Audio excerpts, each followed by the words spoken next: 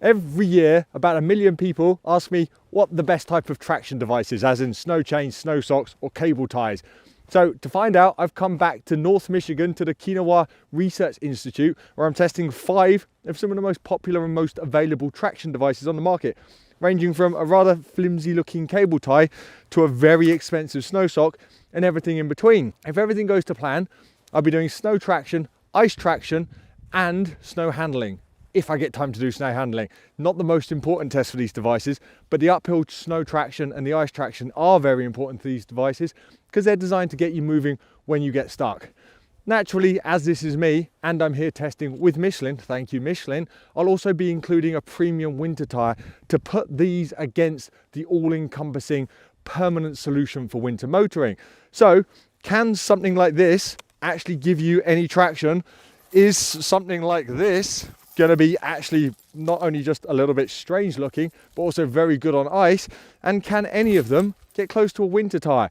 I think some of this might on ice, but let's find out. I'll be testing each traction device to see which can make it up a 15% incline, and if it gets up that, we'll put it on a steep 20% hill. I'll also be measuring acceleration and braking times on snow and ice to give you a really complete overview of which traction device is best. All of the devices tested are reusable, sold in pairs, and will be fitted to a 225/50 R17 all-season tyre on the front axle of a front-wheel drive Civic Si. The cheapest item we have on test is the anti-skid thickened tendons or cable ties. I paid $21 from Amazon and they claim to be universal fitment and low temperature resistant. The next set are the adjustable anti-slip tire chains, which I'm just going to call fat cable ties.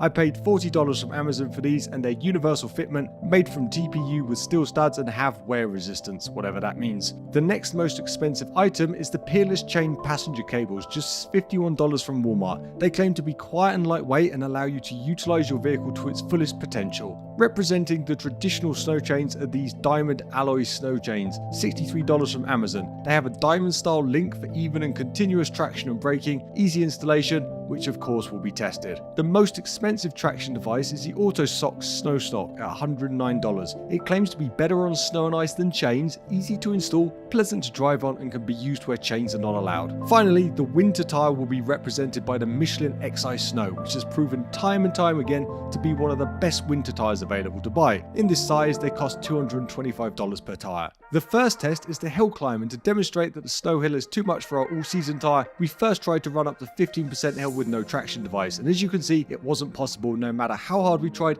even with the run-up. First up, the cable ties. Due to the slim nature of these devices, they were actually very easy to install and took just under 3 minutes aside without any provided instructions. Sadly, 3 of the 10 provided broke when fitting, which isn't a good start. Things got even worse as we gently accelerated up the hill. They did initially provide some traction, but every single cable tie snapped within seconds, rendering the Civic once again stuck. Not out of 5 for reliability, but technically they were the easiest to remove, so 5 out of 5 for removal. With the cable ties broken in the first test, we will continue to run the all-season tire as a benchmark for the rest of the data. Next up were the fat cable ties. These were also incredibly easy to install, but were a little bit more work than the regular cable ties as it's a bulkier item. These did stay attached to the vehicle and provided enough traction to get up to 15% incline, but not enough to get up to 20%, so an improvement over the all-season tire. The straps were a total pain to remove, as many of the clip systems have pulled through, making them very difficult to open and release. Driving on them was also a really unpleasant and rough experience. The peerless ladders have a unique layout and drive over installation, which makes them quick and easy to install, assuming you're not already stuck. They prove to offer enough traction to get up to 15% hill, but like the wide cable ties, not the 20%, though they were much smoother when moving. Removal of the ladders was easy as fitting them, making them one of the best to work with. The traditional snow chains started in the traditional way, frustratingly tangled and tricky to install. Once installed, which took well over 10 minutes in the freezing cold without untangling time included, they performed excellently on the hill and were the first device to get up both inclines. The AutoSox Snow Stock should be easy to install as it's a simple slip over method. However, with the Civic's low arch clearance, they actually proved quite difficult to get on. Once on, they were excellent in the snow, able to get the test vehicle up both 15 and and 20% inclines without issues. Finally, the winter tyre had no problems getting up each of the inclines, and naturally it was the easiest to fit and remove as it's already on the car. You don't need to do anything with it. Hill climbs are a good visual representation of performance, but the data isn't as pure as I'm used to working with, so we also ran snow traction and braking on a snow flat. The all-season tyre had the lowest snow traction and braking levels of the test, really struggling to get the car moving. The wide cable tyres offered a small improvement in traction, but during the braking the car would roll over the strap and lock when the tyre was in contact with the surface, making them pretty ineffective. The ladders improved things again in traction, but again didn't offer much in the way of braking, but the chains were significantly better in traction and braking. The socks just managed to beat out the chains in traction,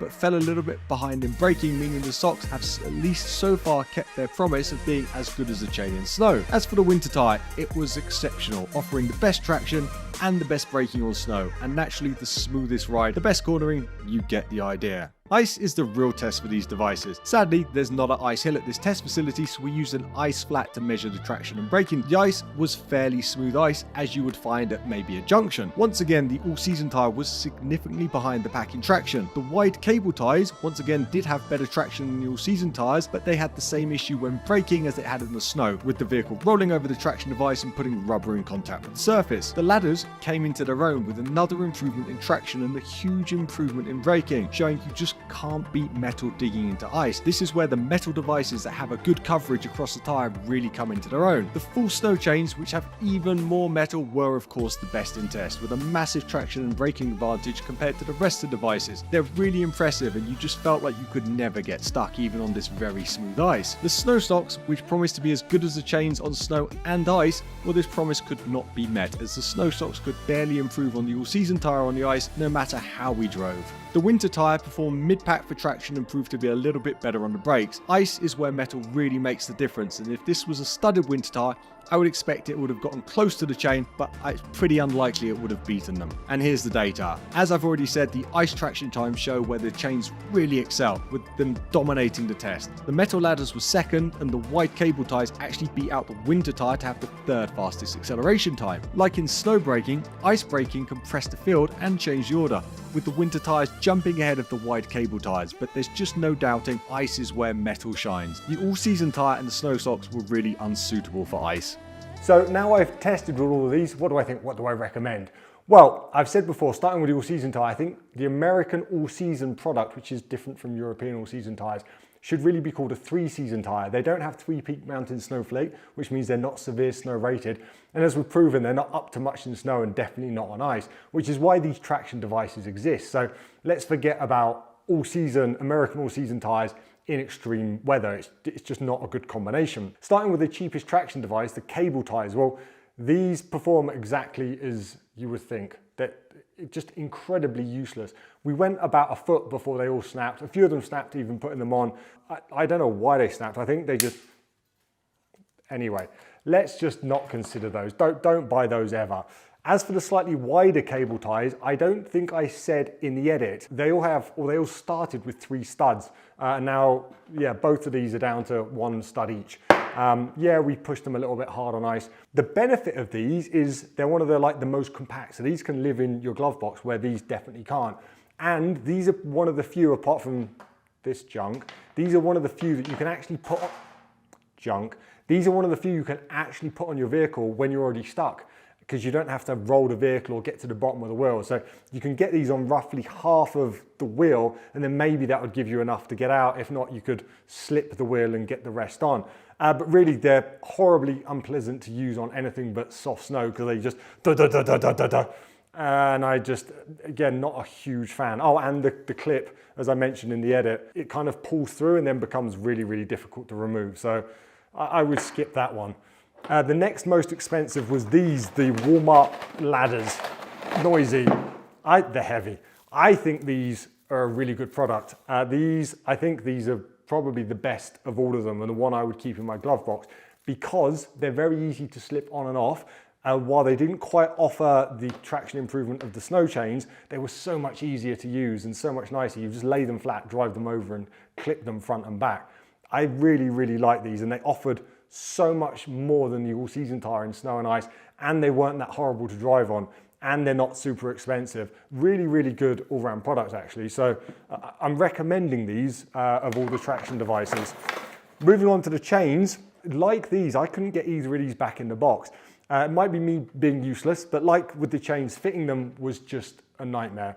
I was probably being useless for the majority of it, but it took 10 minutes aside, and it just, imagine being an elderly person in the freezing cold, snow coming down, your car's about to be stuck, and then you have to spend 10 minutes aside trying to work these out, detangle them. They were the ultimate device, especially on ice. So you can't take that away from them, but the usability, I would want a warm garage to put these on knowing I'm going out. So they are really, really good for extreme situations, but maybe not for the ski resort where you just kind of have to put them on to get out of the car park, because that would be frustrating. The snow socks, these lived up to their name in the snow. These were excellent. They felt very winter tire-like. They were easy to get on, especially if we had quite a low amount of arch clearance. But I think with a bigger arch clearance, you'd slip them over, drive a little bit, slip them over. Beautiful. One thing I don't think I mentioned in the edit is the longevity. We were pushing them a little bit on ice, and I'm not sure on this one, but we actually put some holes in them very quickly. So I think here we are, here's a hole. I think the drawback of these, especially in like the fictitious ski resort scenario, is if you went from snowy ice to a bit of treated asphalt, I think these would wear out incredibly quickly and you'd have to stop and take them off. So they're not something you can kind of keep on consistently between different conditions. It would have to be, oh, I'm on snow, put them on, oh, I'm off snow, take them off straight away. I think they do have a place for, like, again, the elderly gentleman, my father or whatever. The ease of use is great and the traction on snow is great, but they're pretty much useless on ice, which I think is a big negative for them. And they promise to be as good as chains on ice, and they barely beat the all-season tire. So I'm not sure where they got their as good as chains on ice data from, but my testing doesn't back that up. So that's it for the traction device. But I am the tire guy, I am a tire tester, and of all of these I'd just pick the winter tire. I'd just have the right tire on. Not only is this almost as good as the chains on ice, I'd say almost, that's a little bit of an embellishment, but it was certainly better than these and way better than the all-season tire. It was the best on snow. It has the advantage of you don't need to put it on. It's already on your vehicle when it snows, and it gives you it gives you way better like cold wet grip over an all-season tire. So you don't just get a benefit when it's really extreme weather, you get a benefit all winter. They're not for every climate or every situation, but the Michelin XI Snow, every time I test it, it's one of the best tires, if not the best.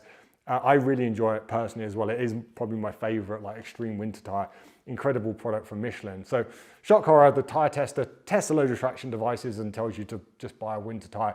But stuff like this has its place. And I think of all of them, chains unbelievable, socks ease of use, but I think for the blend, these Walmart ladder things, the peerless ladders, I think that's the best blend for extra traction, ease of use, and price. So that's my recommendation. If you have any thoughts on all of this or any questions, please do ask in the comments below. And as always, safe motoring.